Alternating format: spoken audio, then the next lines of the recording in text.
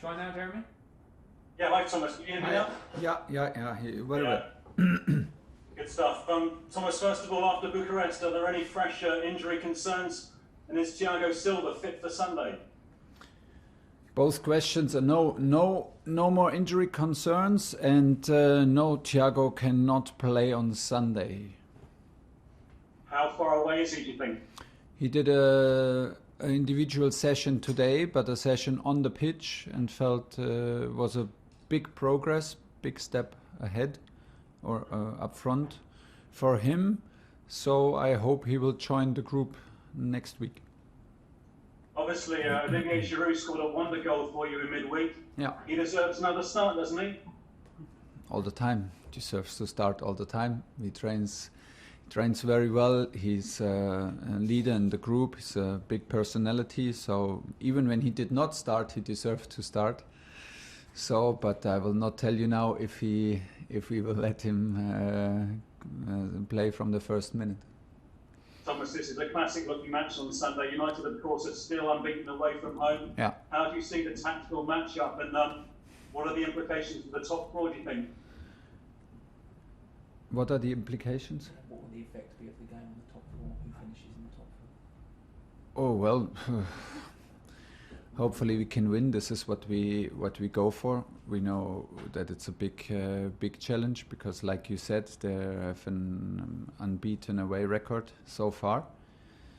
So we know what we are up against: a team that can hurt you any second with individual quality, a team that can hurt you any second with speed, and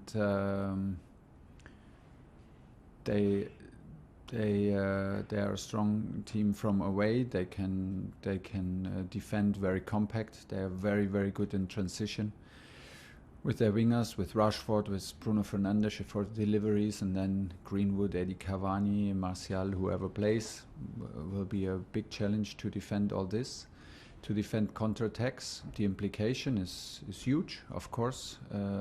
If we get a win out of this game, it's huge for us. If they get a win, it will be huge for them to put a difference between us and to increase the difference. So let's see. I mean, we are very aware. Today was not the day where we focus absolutely. Today was the day to also bring the group together, do a good training on the pitch, and from tomorrow on we will be totally focused for this game. Yeah, you mentioned Cavani. What are your thoughts about running into him again at the age of 34? I mean, like Giroud, he's the same age. They're both 34. What's the secret of their longevity, do you think? Look at them when they switch shirts. They are totally fit. I mean, the guys, their fitness is key, and Oli is 100% fit. Zero body fat, and the same as Eddie. Eddie is a player like Oli, who is as a number 9, always concerned about the team, always ready to suffer for the team, always ready to sacrifice, always ready to do runs to open spaces, always ready to defend with the whole team. And this is the characteristic of them both. And then in the box, they are both excellent finishers. They have the experience, they don't get nervous, they have the composure. So yeah, both top quality strikers, top quality number 9s, and for me their fitness and their self-discipline is key to their success. Yeah, just one last one on Giroud's diet. We've been seeing pictures of his diet in the last few days. It looks incredible. I mean, what would you say about the things that Ollie's eating and not eating?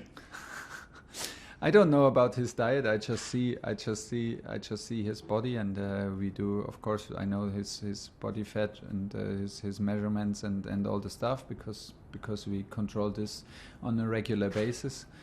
Ollie is fit, and this is what I mean. And it is, of course, also about what he eats, and he treats his body very well, and he knows that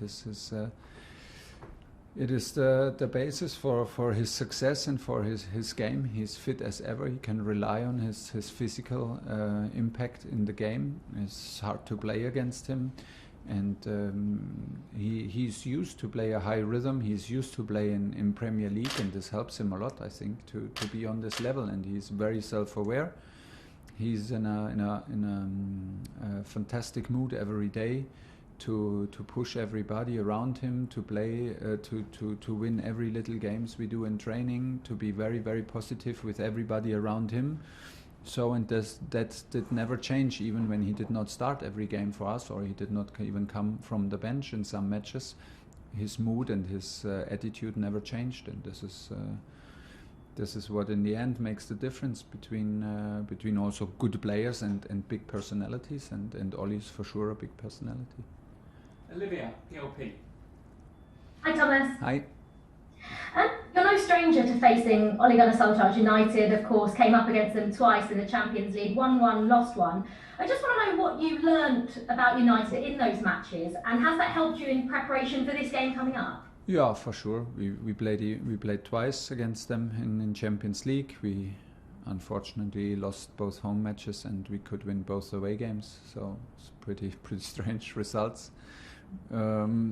We hope that we can turn this around and win also at home. But as you see, they are still unbeaten in Premier League and away games. That means that the challenge is big, because they like to have space. They like to play on counter-attacks. They like to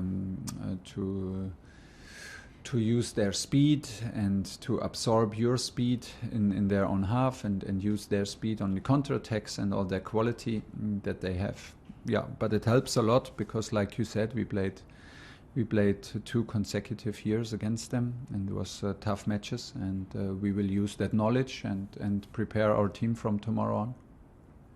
And you said, when you got the job at Chelsea, that you wanted to make them, hard to beat, a team that no one likes to play. In your first 8 games, you of course haven't lost, conceded very few goals. Do you think you've done that? I know we're only 8 games in, but have you seen that in this Chelsea team? And the 2 biggest tests, arguably, that you had were Spurs and Atletico, and you won both of them and didn't concede a goal. Yeah, and we won both of them in away games, and I see a lot of good things, and I think it's not a pleasure to play against us, but the picture is not finished. We have still a long way to go, and we have a lot of things to improve, and this is the good message, and this is the good news. And there's no other way than to stay hungry and then to be ready to improve every day, and we need to do this. There's a lot of things to improve.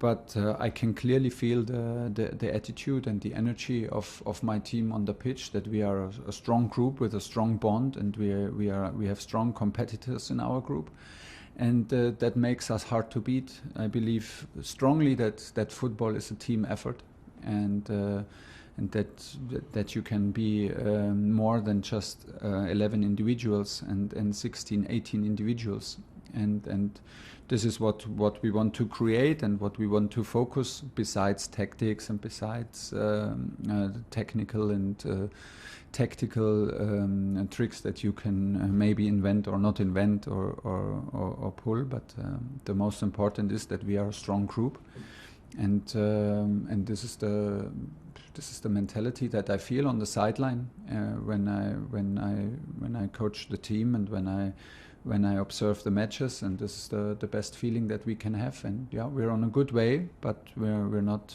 It's not finished. Moose, talk sport. Unmute yourself, Moose. I always forget that. Hi Thomas, how are you? Good. Your biggest game so far as Chelsea manager? I don't know. We had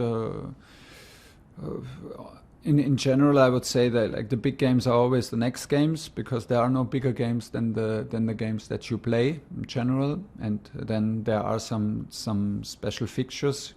It's obvious. There was a London derby. There was a Champions League game in Madrid. Now is Man United, Liverpool, and Everton in the league is a series of big fixtures and of course big teams and big challenges to overcome. But this is exactly why we are here, and we're looking forward to prepare the team from tomorrow on and to be ready on Sunday. This has already been stated, you know Manchester United very well from the Champions League. Does it really count for anything? I mean, you played them twice already this season, but this is a completely different game. I mean, players who may well have been in form before Christmas may be out of form now. It's always like this, but it helps. It helps. You know the style. You know the strengths. You know the weaknesses. It helps you to prepare. But it's not that we will show pictures from these games to our team. We will focus on the last 4 weeks, like always.